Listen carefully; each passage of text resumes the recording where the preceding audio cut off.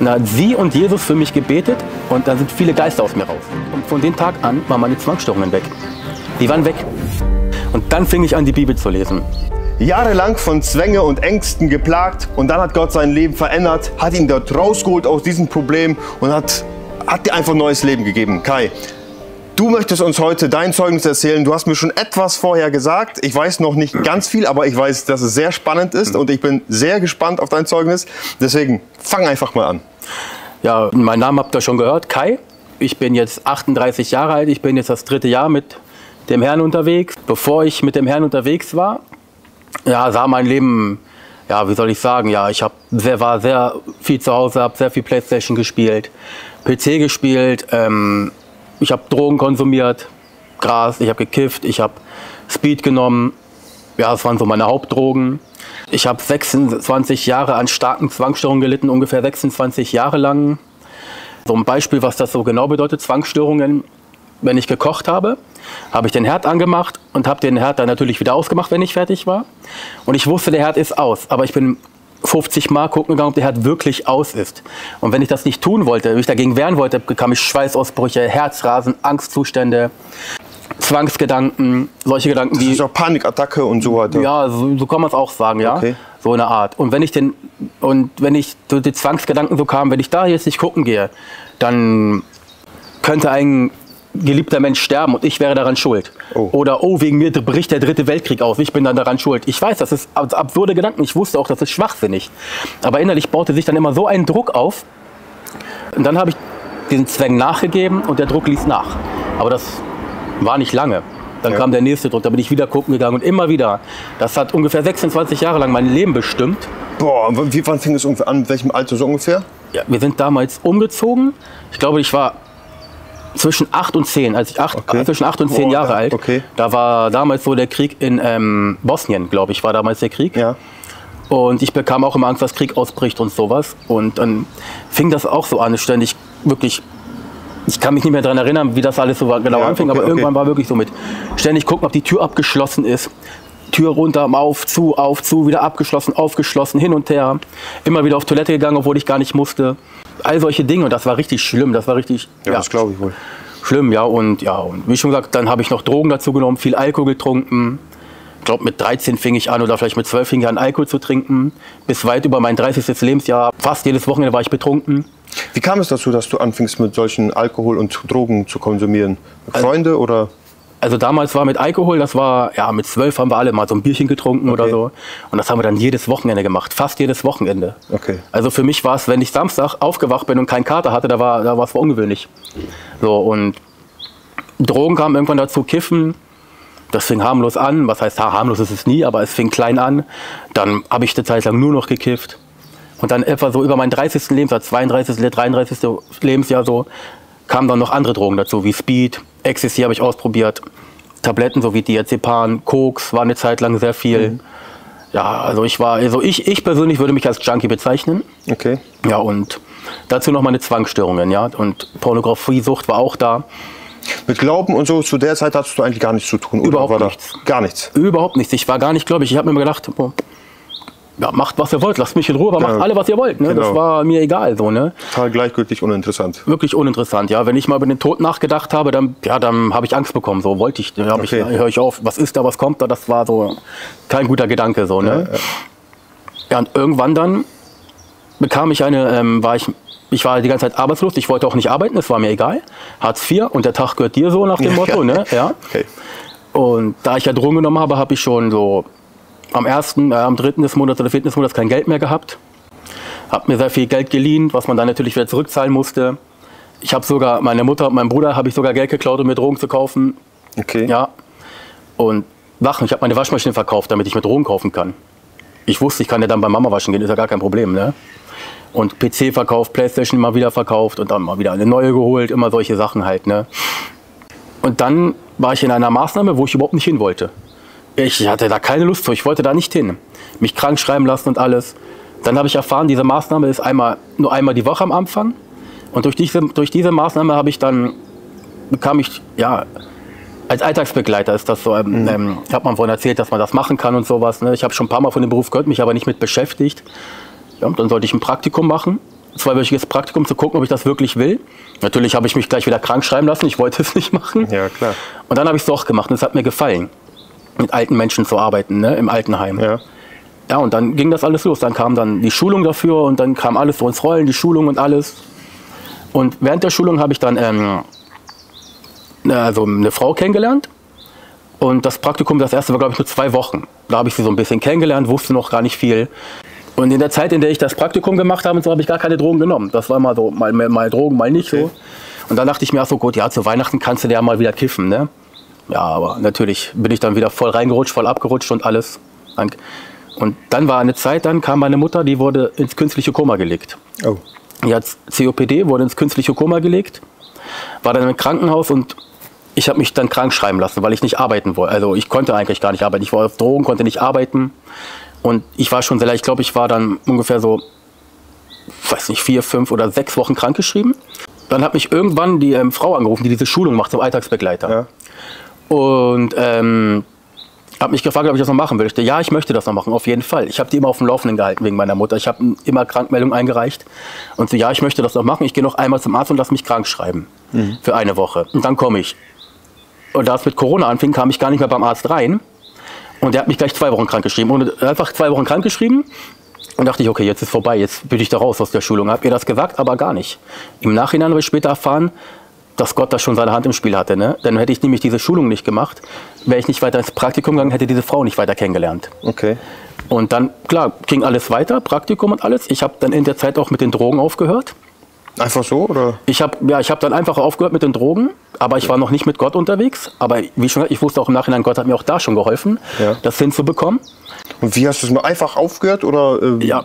Einfach. Ich habe einfach alles sein lassen. Das war natürlich nicht einfach. Ne? Natürlich. Ich habe zu der Zeit dann auch diese Kräutermischung mit Spice und wie das alles so heiß geraucht. Ja. Und mir war das nichts Neues mit Drogen aufzuhören. Ich kannte das schon, was kommt. Ja. Aber man hat immer wieder angefangen. Ne? Ja. Ja, und dann habe ich aufgehört. Und dann dann lernte ich meine Arbeitskollegin richtig kennen. Und sie hat mir dann von Gott erzählt. Und ich habe ja immer wieder Fragen gestellt. Ich war neugierig, immer wieder neugierig und neugierig. Ja. Ne?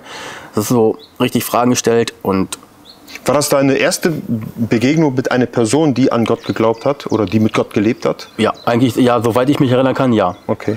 War das so die erste richtige Begegnung, die ich wahrgenommen habe. Und das wurde einfach interessant? Das wurde interessant, genau. Ich habe ihr so Fragen gestellt.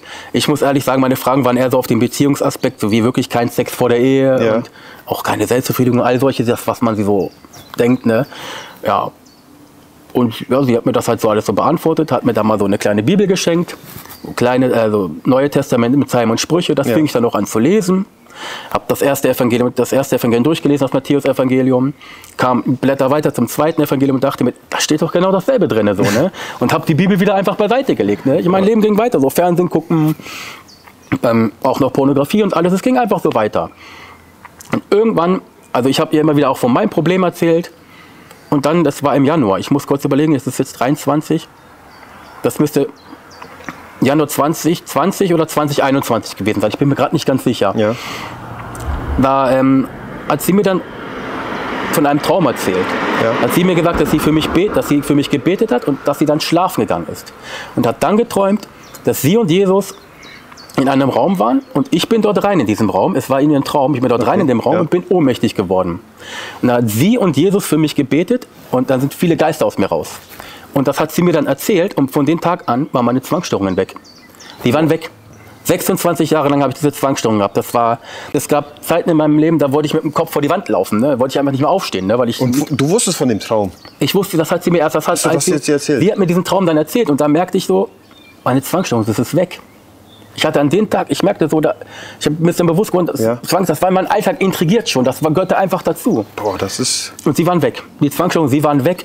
Von da an waren sie weg, die Zwangsstörungen. Das ist heftig. Und dann habe ich mir gedacht, okay, jetzt fängst du... Da ist mehr als nur ein Evangelium, ne? Ja, das ist mehr. Und dann habe ich gedacht, okay, jetzt fängst du die Bibel wieder an zu lesen. Und dann fing ich an, die Bibel zu lesen. Ich habe sie dann durchgelesen, ich habe das ganz schnell, das Neue Testament, dann habe ich ganz schnell das Alte Testament durchgelesen.